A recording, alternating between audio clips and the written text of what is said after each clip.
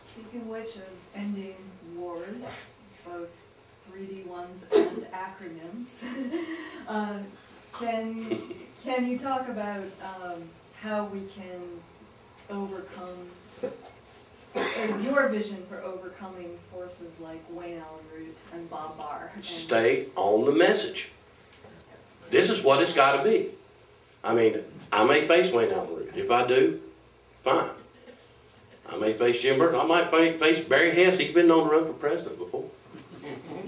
I know one of my colleagues in Texas has already declared, Roger Garrett, he's going to run for president. This is about the message. You were exactly right. You were talking about it right before I got up here about branding. We spend way too much time defending ourselves because Democrats, Republicans, or somebody else is telling other people what libertarians are. We need to tell libertarians what we are. Be it and live it. We went through the last election. We got our big celebrity. We got our ex-congressman.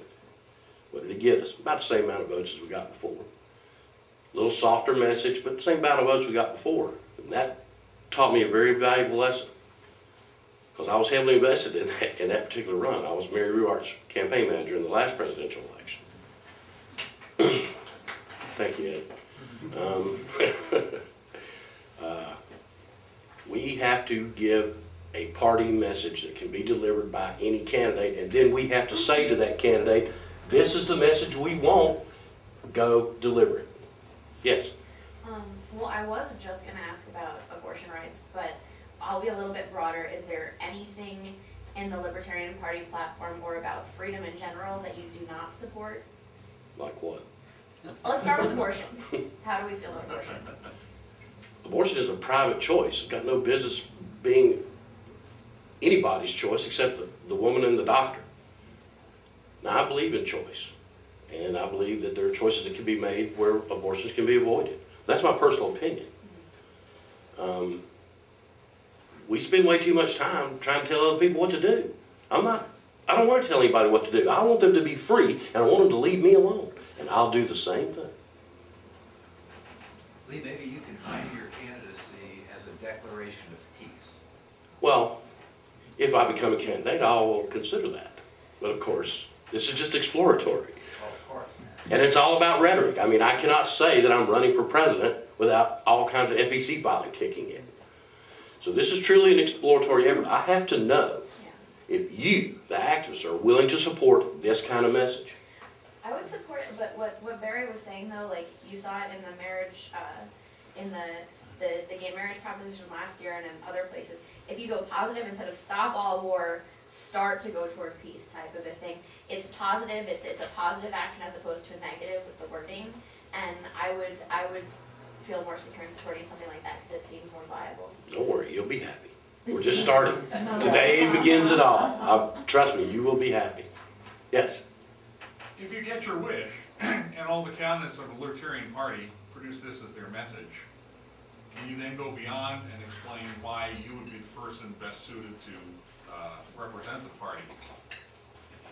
Well, what do you bring to the game that some of your other candidates may not? Well, right now, particularly some of the candidates have been named today, what I possess more than anything else is a true understanding of libertarianism. And the true, I mean, I didn't come from another camp. I've never been a Republican, I've never been a Democrat. The only thing I've ever registered as is a libertarian. That's all I've ever been. I'm well known within the party for sticking to the message right down to the nth degree. That it really is about, libertarian is more than a political philosophy.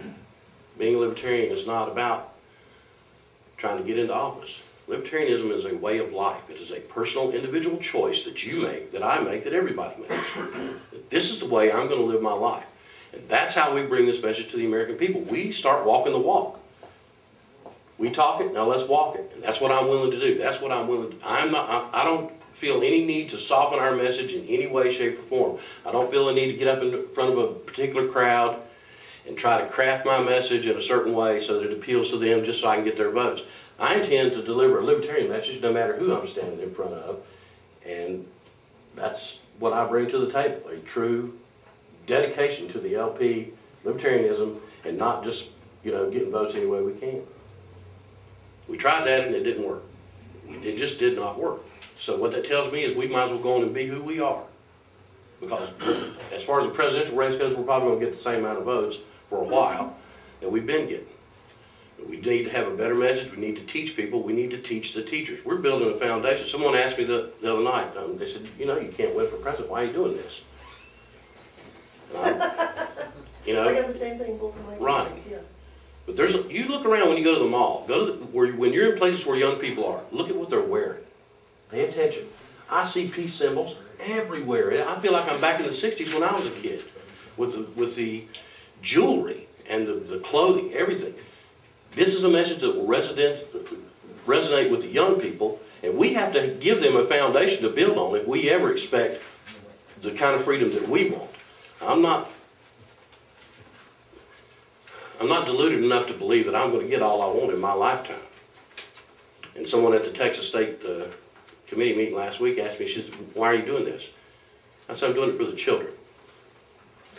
And I know it sounds trite, but it's an honest answer. I have children, I have grandchildren, and I want them to be in a better place than I had to live in this country. I want the country to be better for them. I want it to be better for your children. I want it to be better for children of people I don't even know. I want it to be better for children of people I don't even like. But if we don't do something, if we don't provide a foundation for them to build on, it won't ever happen. So we have to start making it happen. We do. Well, I really appreciate your time. I'll be hanging around for the next couple days. I've got family here in Phoenix. I always love coming here. We'll be at the Nullify Now event this afternoon. And so if any of you would like to talk to me, I encourage you to use the donate cards. I know I'm supposed to say that. It's one thing I've never done, and all the time I've spent doing Libertarian, all the projects I've done. I have my own website that has run for years, libertyforall.net. Never asked anybody for donations. And all the times I run for office, I never asked for donations. I've always funded everything myself. This I can't do by myself. And I will tell you, I'm not asking you for limousine rides and phone banks and offices and staff. I'm asking you for gas money and a place to stay and a meal. You know, if you can give $2,400, please do. If you can only give $240, please do. This man right here, Thomas Hill, my campaign manager, and I, we've got experience in being frugal and running campaigns from the road. And that's what we'll be doing. We'll be crisscrossing this country just like we've done a dozen times before. Speaking at every event that they'll have us at. And your dollar will be spent wisely. Also, I'll tell you up front that 10% of everything that the campaign brings in goes towards ballot access for the Libertarian Party in America, because we've got to be able to carry this to everyone.